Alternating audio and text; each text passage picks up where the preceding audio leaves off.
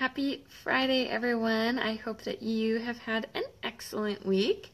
We've made it to the weekend. For some of you, that might be exciting, and for others, maybe not so exciting. I know weekends can be tough sometimes for some of you guys, so empathy there for you.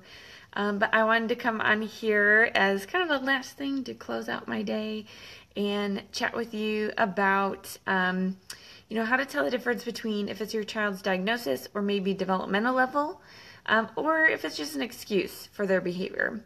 I've been getting this question a lot, and I will most likely be writing a blog post about this too, but in today's society, a lot of people would rather listen to a video than read a blog, so I figure I'd do a little video on this, and hope that it is helpful to some of you out there wondering. And like I said, I've been getting this question a lot, mostly in some parent support groups for kiddos with some different diagnoses. But this doesn't just apply to people with a diagnosis. Hi, Brandy. This can also apply to just your typical kiddo, because there are certain things that are developmentally appropriate and not developmentally appropriate. So, for example, if you give your child, your 3-year-old a chapter book, you're not going to expect them to be able to read that chapter book because they're not cognitively developed enough to be able to do that. Or if you have an infant, you are not going to expect them to be able to verbalize what is going on. Now, those are some very obvious examples of what is and is not developmentally appropriate.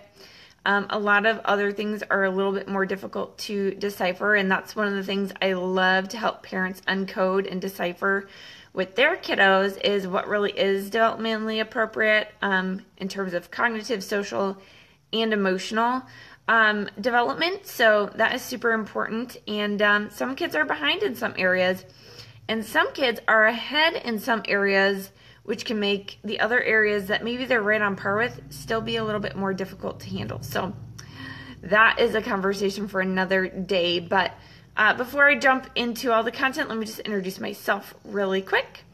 Hi, Anna. So my name is Jillian. I'm a licensed professional counselor, and I provide online services to parents whose kiddos are presenting some challenging behaviors and they're having a hard time with some behavior management. Now, these are parents of kids who have no diagnosis to kids who have diagnoses that are kind of difficult to deal with. So I work with all sorts of different people and help restore peace to their heart and their home, help them to feel confident as a parent and to not have to go to bed at night feeling like you are constantly failing. So this is really fulfilling work. This is really meaningful work. I love doing what I do, but let's be honest, I can only meet with 20 people at a time. That's a full caseload for me. So I try to get on here to share some tips with people who may not be able to get into my coaching. So let's talk about what is an excuse versus what is a child's diagnosis or developmental level. And here is the key to this, and this is probably maybe not what you are all expecting, but there is absolutely no excuse for bad behavior. Now, that does not mean that we are going to bash children. This does not mean that we're going to punish them for something they're incapable of doing. Hi, Lauren. This just means that there is no excuse for bad behavior. That bad behavior is never an acceptable thing.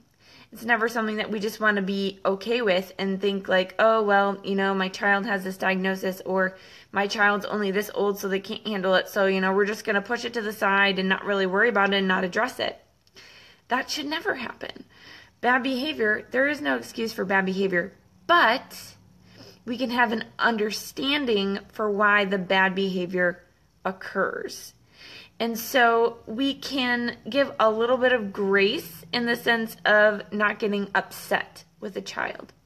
So just because it is, not something a child is capable of doing, performing, achieving, Doesn't mean that, our response to how to correct that or how to improve that situation should change. That should remain the same, regardless if your child has a diagnosis or is a certain age. That doesn't matter. We definitely need to address things. What becomes different is how we conceptualize what's going on. And this is what really can help in managing your own behavior, your own response, your own emotions in relation to what your child is doing. Hi, Helen. So let's take, for example, ADHD into consideration. It's kind of like a middle of the road diagnosis and an issue and concern. So ADHD. We know that a child is going to have struggles with paying attention to things, especially that they're not interested in, and that they are going to be hyperactive. They're going to have a lot of energy. They're going to need to get it out. So let's say that you are on an airplane and your child has been sitting in the seat for 2 hours, and you are trying to give them some directions about what you want them to do, and they are not listening, and they are bouncing all over the place and having a really hard time. So can we excuse this behavior because they have struggles with attention, they have struggles with hyperactivity? And my response would be no. We don't say that we can excuse it. We don't say that, oh, well, that's, who they are and we're going to move on. No, there's no excuse for that, but we can understand why they're struggling because those are natural things that they do struggle with based on their diagnosis. So we still address the problem and the concern, but we in our mind can know that, okay, they're not being openly defiant, being able to pay attention, especially when they haven't been able to get out all of their energy, is really hard for them. And so they're not avoiding me or not listening to what I'm saying because they're defiant or naughty. It's just they're in a place where it's difficult. So we have an understanding of the negative behavior, but we don't excuse it. We can still address that problem. Let me check in here what Anna says. So I find so much of successful parenting relies on my right perspective. No excuses, but conceptual understanding can help me reframe my approach. Yes. Oh, Anna, that is so well said and so totally true. And it doesn't matter if your child has a diagnosis or not. There are so many things that can be frustrating in dealing with children's behaviors, whether they are typical behaviors or not. So yes, so much depends on your perspective, because if you are expecting your child to struggle, or you understand what it might be like to be inside of their brain and what life is really like, you are far more likely to respond to them in a very different manner. And, like I said, we're never going to excuse things. We're always going to be working towards improving it. We want to decrease negative behavior, increase positive behavior. And when it comes to decreasing negative behavior, the goal is to decrease frequency and decrease intensity. And so that is what I do with parents. We work toward those realistic goals, and we start to learn and understand and grasp what is it that's truly possible for your child to do and what is not, and then go from there and make a plan and not look for perfection, but look for a little bit better. So hi, Terry. Thanks for joining, lady. So we're not talking about revolutionizing behavior. Okay, I meet with parents once a week. Realistically, so for example, this is a straight up example from someone I'm working with right now. We're talking about, implementing a strategy, and I asked them to scale it from 1 to 10. They said, we're a 5. I said, great, we're a 5. What's the difference between a 5 and a 6? How are we going to get you there? And then we talk through that and we strategize. And so from 1 week to the next week, we're looking for a 1-point increase. We're not looking to totally revolutionize, totally change everything. Realistic expectations, right perspective, like Anna mentioned. And that's what's going to make change. That's what's going to make change. Not making excuses. We never make excuses for a child, whether they have a diagnosis or not.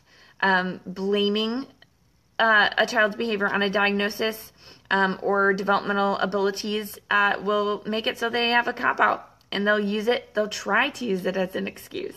And we don't want to fuel them that way. We always want to address the behavior, address the concerns, and never use it as an excuse, but use the knowledge of the things they truly struggle and wrestle with to help us to respond a little bit better and with more of a calm disposition so that we're able to help a child. Because if you are responding in a way that the child can see that you are visibly upset or shaken, they're going to try and take advantage of that. Hi, Christine and Jean. Thanks for joining in. They are smart, and they know if you are upset, and they can take advantage of that, most certainly. So we don't excuse, but we have an understanding and some empathy for them because we know how their brain works and can tailor our responses accordingly.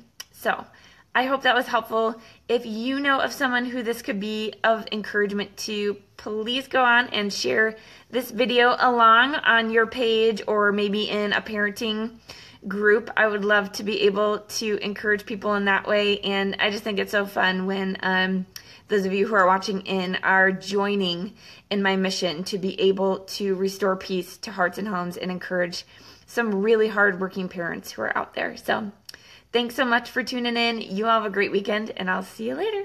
Bye.